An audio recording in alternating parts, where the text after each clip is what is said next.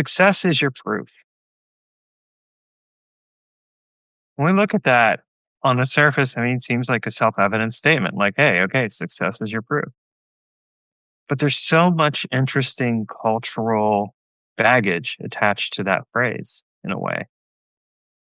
Now, in my system of magical experimentation, one of the things that I always say is that, you know, results are important, but not for the reason that people think. And what I mean by that is that when I look at my process of magic, I definitely think it's important to have an outcome in mind. Like, okay, you're doing a magical working for whatever reason, whether you're doing it to manifest something material or you're doing it to achieve a level of communion and connection with the spirit world or whatever the reason is. Like there's a reason you're doing it, right? But I think what's equally important is that we treat a result or an outcome as an indicator that something is or isn't working in magic. And it's not something I see typically talked about. Usually the focus is so much on the outcome that we're not focusing on what does that outcome tell us. And so the way that I look at it is something that I like to say is that two things. First of all, there's no such thing as a magical working that doesn't have a result. I don't care what kind of magic you're practicing or spiritual system you're practicing or whatever it is, there's always some kind of outcome. And I've had people say to me, well, I practice I have a devotional practice. There's no results attached to that. Or I'm doing this meditation practice. There's no results attached to that. And the question I inevitably come back with is, well, what's in it for you? What are you getting out of it?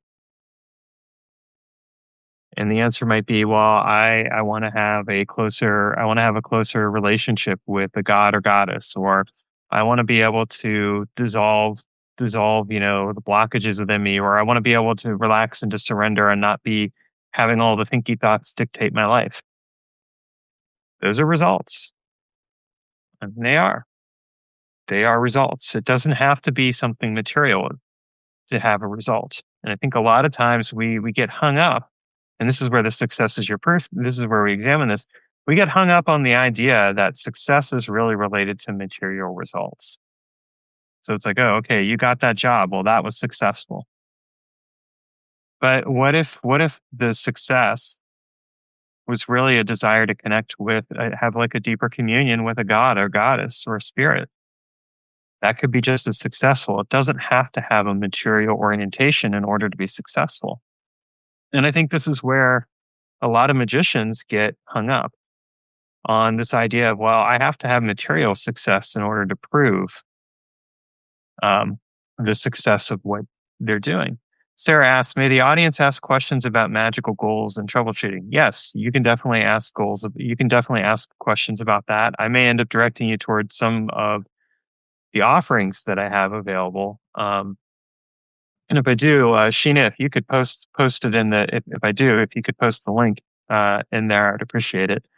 But yes, you're more than welcome to, and I will give you an answer regardless. I'm not just going to say, oh, go take this class. I'll give you an answer, and then you can decide if you want to go any further with that. So just as a note to that, Sarah, yes, go ahead and ask.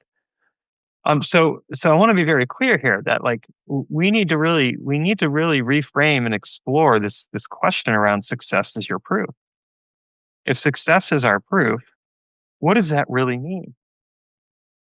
And if we're fixated on this idea that success is based around material success, that the material success is what matters in magic, then we fundamentally are missing out on whole layers and levels of experiences that are important and integral to the human experience because we're focused on the material success. And let me be very clear. I do think it's important that we are able to take care of ourselves materially. A person is that's an important thing. And yet here's the other thing. And this is actually a conversation that I had with Sheena the other day. She and I got to talking, and she asked me if, like what my identity was as a person, and if I identified as an American. And we ended up getting into this fascinating conversation around identity. and what identity really even means. And one of the things that I kind of came away with is how much identity is often tied to material realities and how much it shapes and dictates our lives in ways that we don't even fully recognize or see, and how we often tie material success to our sense of self-worth. So it's like, oh, if I'm making 70K, I'm doing okay. And I even have an exercise that I did this last weekend.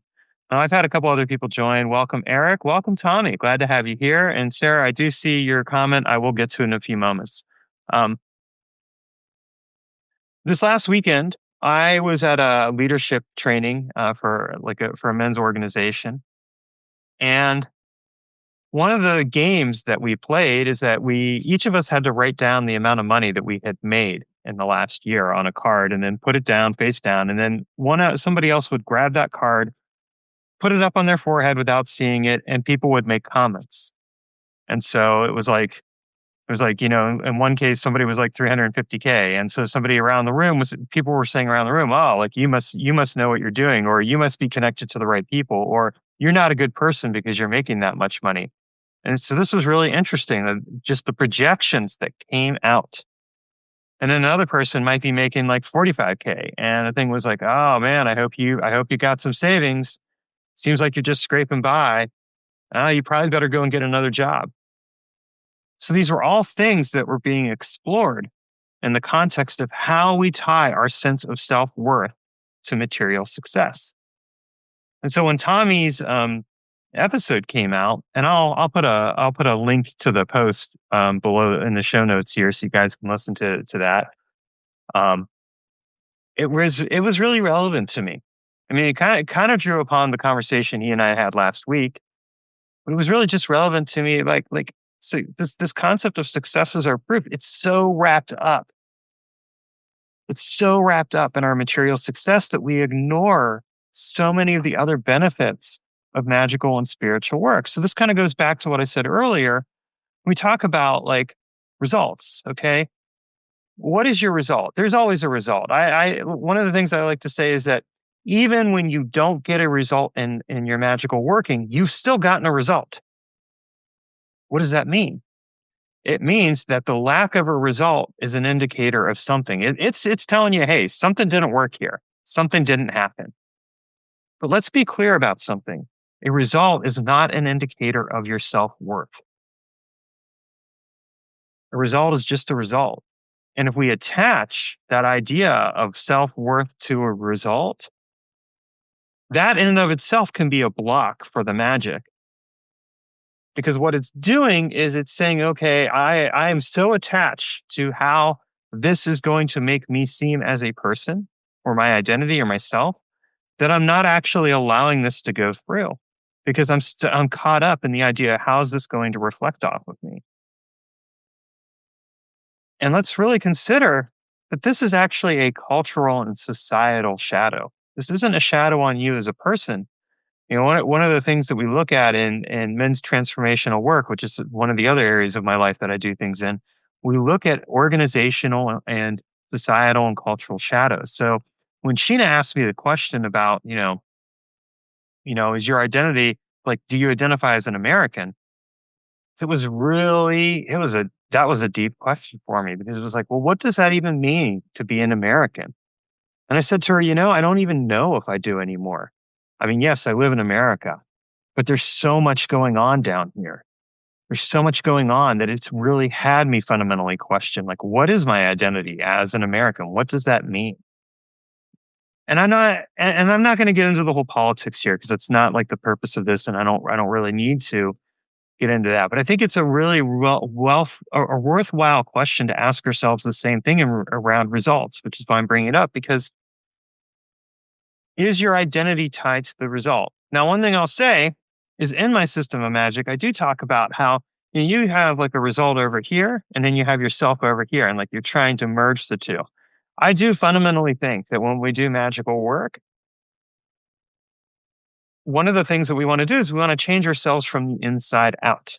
So if we have a result that we want to manifest in the world around us, one of the things we have to look at is, well, how willing am I to change the inward in order to match the outward. I'm going to talk about that more in a moment, but I do want to address Sarah's question. And welcome, Helen. So Sarah said, I'm wondering about lottery/games of chance related magic. I almost never see it addressed seriously outside of folk magic. It seems like a possibly fun way to test certain spells as long as the magician spends a healthy amount on the venture. Well, great question. Or comment. Here's my thought on that. One, yes, if you spend a fair amount of money on the venture, you're going to quote unquote increase your chances. So there's that aspect. I think the other thing to really kind of look at though around that, and this is actually a kind of a fascinating case study to look at in regards to how people relate to wealth, is ask yourself this. If I won $2 million tomorrow, what would I do with it? What would be my first response? And the reason this question is so important is, again, it goes back to our self-worth. What does that amount of money mean to you? What does it mean to you if you suddenly had $2 million? How would it change your sense of self? How would it change the way you relate to the world? How would it change the way people relate to you? One of the things that has typically happened is that when people win the lottery, most of the people who win the lottery typically within a couple of years are worse off than they were before. I mean, think why? They got all that money. Well, one, money doesn't solve all your problems. It doesn't solve most of your problems. But two, they didn't know how to cognitively, emotionally, ontologically, or anything like that, handle that much inflow of money. They ended up having people hit them up for favors because suddenly those people were like, oh, well, that person's got money. He can help me out now. Or they would go and spend money on a ton of things that they didn't really need. They thought they should have. One of the problems in our societies is the disparity around money.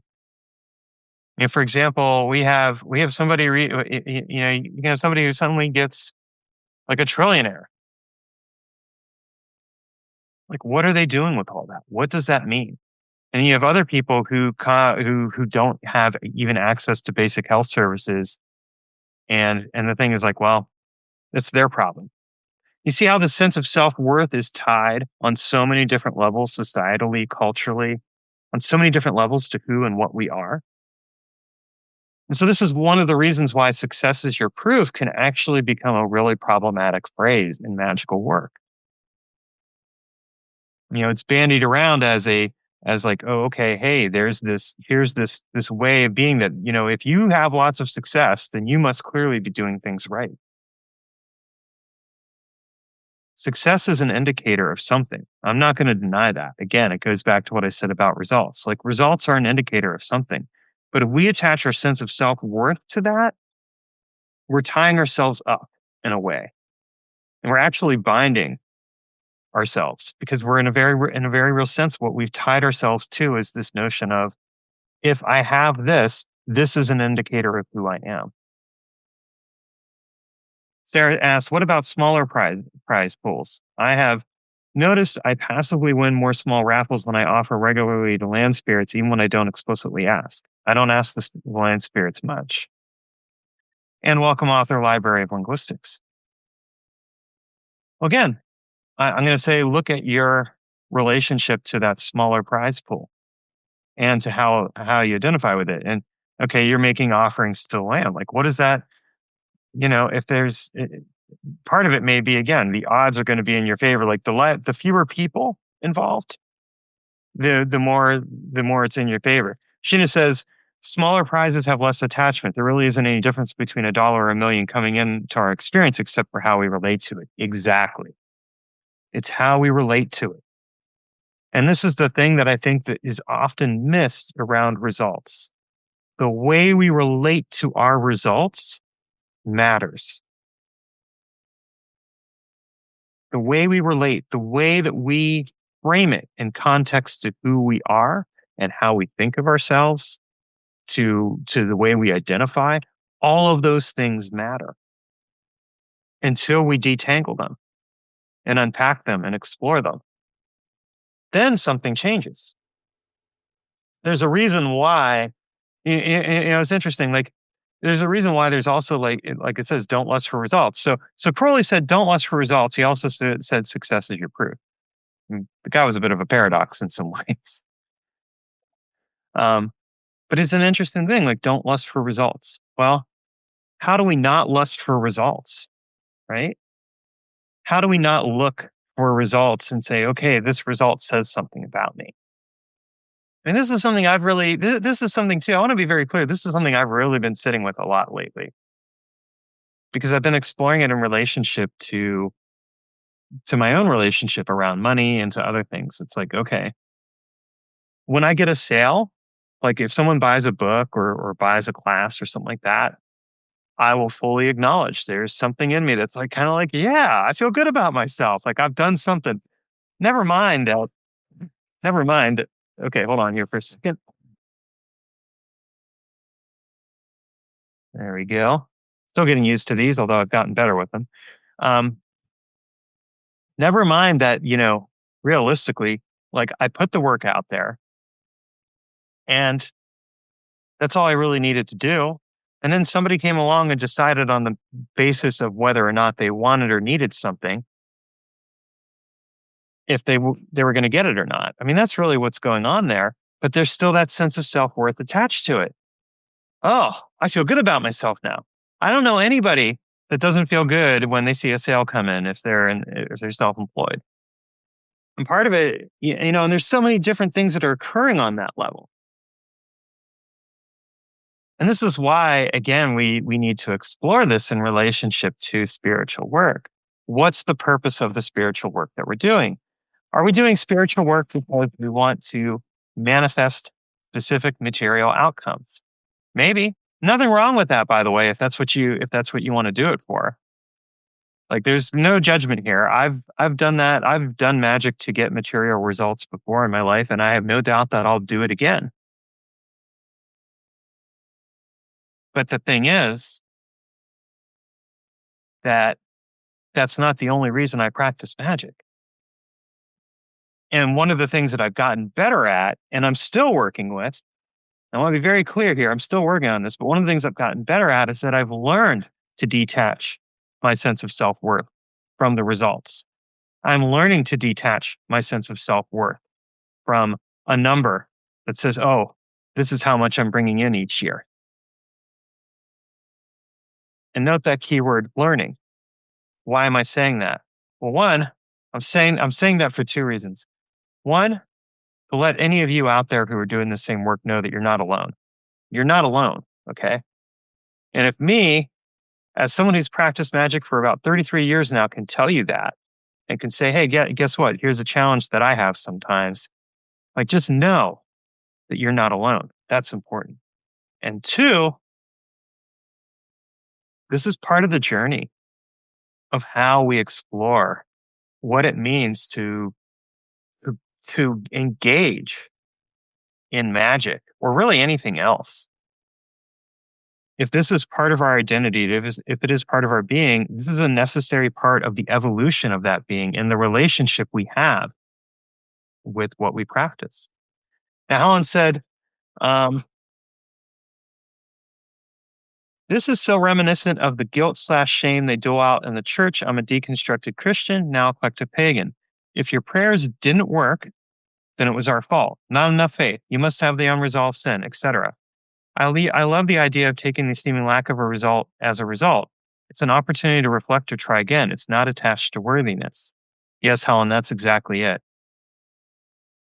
In my class, How Magic Works, one of the things that we spend some time with is around this idea of this result and not getting attached to like, did the result occur or not? Instead, it is, yes, there is a result. No matter what, there's a result. It's just what does the result tell you about the working? Not what does the result tell you about yourself. And Sheena, if you could pop that link in the chat there, I'd appreciate it for people who might be interested.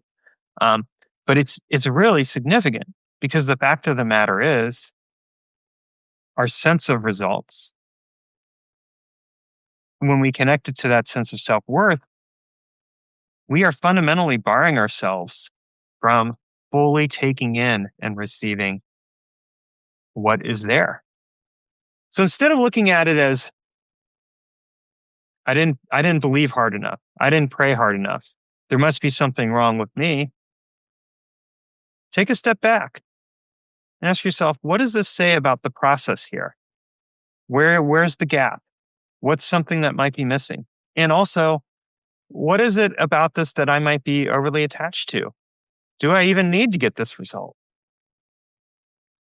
Sometimes the results I haven't gotten have actually seemingly not gotten. I've gotten something again, but the results, but I didn't get the material manifestation or something didn't happen the way I hoped. It's actually been a blessing because there was some part of me that did not want that result, or there was something there was resistance there, or there was something else going on. And so taking the time to pause and reflect and consider changed the equation. And it allowed me to look at my magical work and myself differently.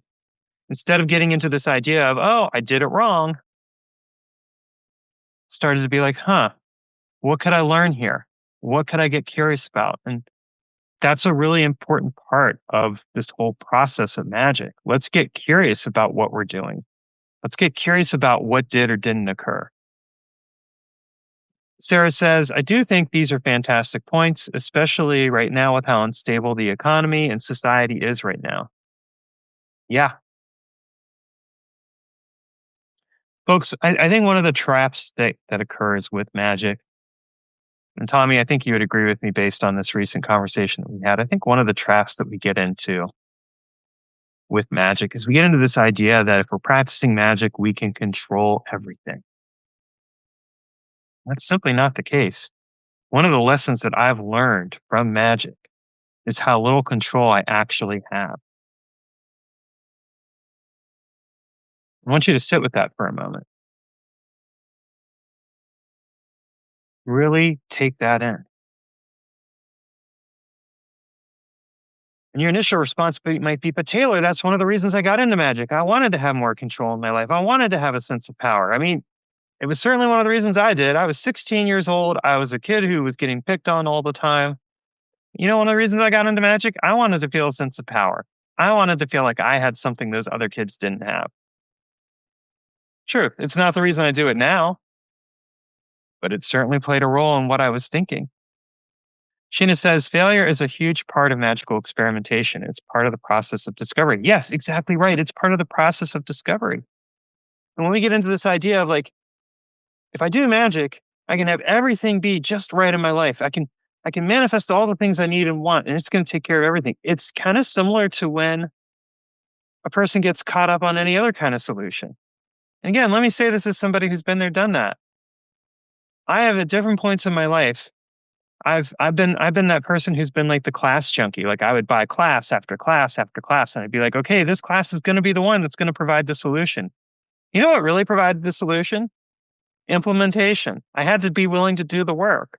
And when I did the work, I had to also be patient and wait for the fact that sometimes things weren't going to show up right away. And I know that's not something people like to hear. And it's true. It's applicable to magic as much as it's applicable to anything else. We have this very Disney-fied Hollywood notion of magic, like wave the magic wand and poof, there it is. And don't get me wrong, I've had some pretty amazing results occur sometimes when I've done magical working. But a huge part of this has really been around understanding fundamentally that sometimes you gotta wait a little bit. I've had some magical workings that I've done where it didn't get the manifestation right away or something didn't happen right away.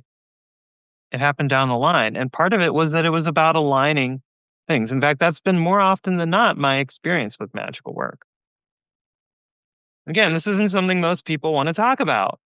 Because heavens forbid that we be honest and say, well, yeah, sometimes I do stuff and it doesn't work out. Or, yeah, sometimes I do stuff and it takes a while to show up. What I would challenge anyone out there who's practicing magic is to just be honest. Let's stop bullshitting. Let's stop putting on this notion of, well, well, I'm the mighty powerful magician and I get this thing to happen right away. Maybe you do occasionally. I'll give you that, but not all the time. I don't know anyone, myself included, who does that all the time. Sarah says, I'm wondering how this relates to time magic and retrocausality. Great question. First, I want to let you know I'm actually we're in the process of working on a book on retroactive magic. I actually finished writing chapter 5 last night, and started work on chapter 6. We're going to also have a class that comes out with that. We're going to go into it even further. But here's what I'm going to share about that. In terms of retrocausality, I think a lot of times one of the things that I get, and this is why I'm writing this book. Yes, Sarah, I've actually had 3 books on space-time magic: Space-Time Magic Foundation, Space-Time Magic, and then Magical Identity. And in fact, we've got like a whole, yeah, you remember. Okay, cool. Anyway, here's the reason why I decided to write this book. I've gotten emails sometimes from people who will be like, hey, I had this horrible event occur in my past, and I want to know if I can go back into my past and change it. What they really meant is I want to literally go back in time and change this thing that occurred. And every time I get those emails, it breaks my heart. It breaks my heart. And the reason it breaks my heart is because I get to tell them that that's not really how it works. That there's no way to go back in time and literally change what happened. That's not what retroactive magic is. And I can feel their desperation. I get why they're there. Something happened. They're carrying some regret with them. They're carrying some pain. They want to know that they can change something that happened. Like maybe someone they love died. Maybe something happened where they made a huge a mistake, and it hurt the lives of the people around them, and it hurt them too. What I get to tell them is, well, that's not how retroactive magic works. Retroactive magic works is that we go back into the memory and we rewrite the memory, and we use that to change what's available in the present and the future. That's my experience of retroactive magic, and it can do some really interesting things. Like I've had some opportunities open up where I went in and I deliberately rewrote a memory, or I redid something in a specific way in the memory, and it changed the way that it changed my identity in a fundamental way. And I think it can be healing for those people, but that's not what they're looking for. And this is one of the reasons why it's so important that we really look at this notion of again, success is your proof, and results and things along those lines. Because a lot of times what's happening is people get caught up in trying to create the perfect reality. There's no such thing as a perfect reality, folks. Welcome, Olga. Glad to have you here. There's an exercise that I do each day. It's going to seem like an odd one to all of you. I don't even know if I've told you about this, Sheena, but this is an exercise I do. Throughout the day in my conversations and interactions with people, I'll really pay attention and listen to what those people are saying. And one of the things that I listen to and pay attention to is what those people are saying about their lives and like where they're at and the troubles that they're having. And the reason I do that is because I use it as a reminder to myself that there is nobody out there that doesn't have some type of problem in their lives. And it doesn't have something going on. Now you may think, well, that's rather morbid. Why would you focus on that, Taylor? What? 2 reasons. One, again, we have the kind of this notion of success, of things have to appear a certain way. And people get really caught up in appearances. They get really caught up in appearing a certain way. And the problem is when we get caught up in appearing a certain way, we actually are fundamentally denying a part of our lived experience, doing what we are. And we do that to our own diminishment, and we do it to the diminishment of other people around us. The second reason is that it's a reminder for me to stay humble. I don't take glee out of hearing that someone has problems in their lives. It doesn't make me feel good. It reminds me that what I don't know about that person, or what I think I know about that person, or the projection I put on that person, is just that. It's my projection. And that when I hear them say, "Oh yeah, I'm struggling with this," it's like, "Oh yeah, wow, I get that." Life is Pain, Highness. Quick, what movie is that from? I think it's Star Wars, actually. Maybe I got it right. We'll see. It's been a while since I've seen it. I don't know that life is pain. I mean, that's the other thing too. I don't think that life is really pain. Pain is part of life, and there's a difference between pain and suffering. One of the things about results is that we get stuck on this fixation around suffering, or around pain and suffering. We get stuck. We suffer a lot of the times when we don't need to. We don't need to suffer. We can let that go. And if we're stuck on the suffering, it's usually because we're attached to it, and we're attached to what it says about us. Oh, it's Princess Bride. Okay. Well, I'm glad you don't really believe that, Helen. That's good. So what does it say about us? Oh, it says that I'm this way, or I'm that way, or I'm something else. It doesn't. Your results are not an indicator of how worthy you are. They're just an indicator of how your life is unfolding. And they're an indicator of like some things to pay attention to and adapt to and work through.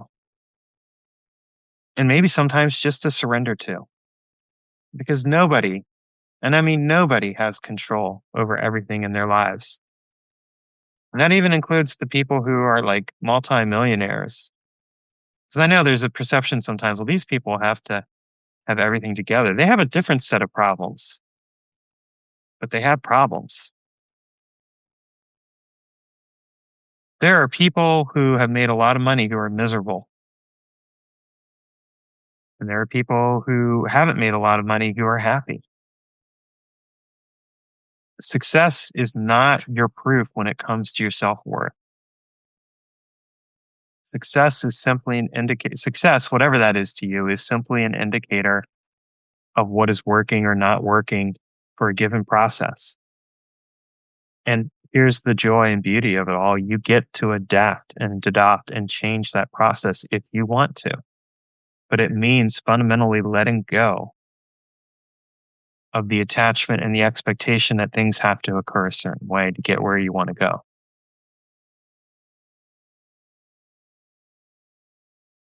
Yeah. Welcome, Kitty's Corner. Helen says, I'm not a fan of the idea that we have to love and embrace our suffering. Well, yeah, I'm not either. And I don't love and embrace my suffering. I've actually been learning a lot about how to let go of suffering over the last almost a decade at this point. Hard lessons sometimes, but oh, so liberating. So, folks, I want to thank you for the live. I needed to leave. Yeah, I'm getting ready to actually wrap up here too, Sarah. Thank you for coming on. So, folks, I just want to thank you for taking the time to be on here. And if you're watching this later on YouTube or on Substack, feel free to leave a like or a heart or a comment or anything else that stands out to you. And be kind to yourselves. Be kind to yourselves. We don't always have it all figured out. Success is not your proof in terms of your self-worth. Success is simply proof of what is or isn't working. And that, again, is not an indicator of who you are. And if we can detach ourselves from that, that will in and of itself liberate the way we approach our magic and our spirituality in our lives. That might actually bring us a lot more joy and presence. And again, I'm not going to tell you that I have got it all figured out. I don't have it all figured out. I am still figuring it out. So, although these drops of wisdom are pouring forth from my mouth, it's really me channeling something much bigger than me. And I just happen to be the medium for that. And I welcome that. And I'm still doing the work myself. Again, thank you all and have a wonderful rest of your day.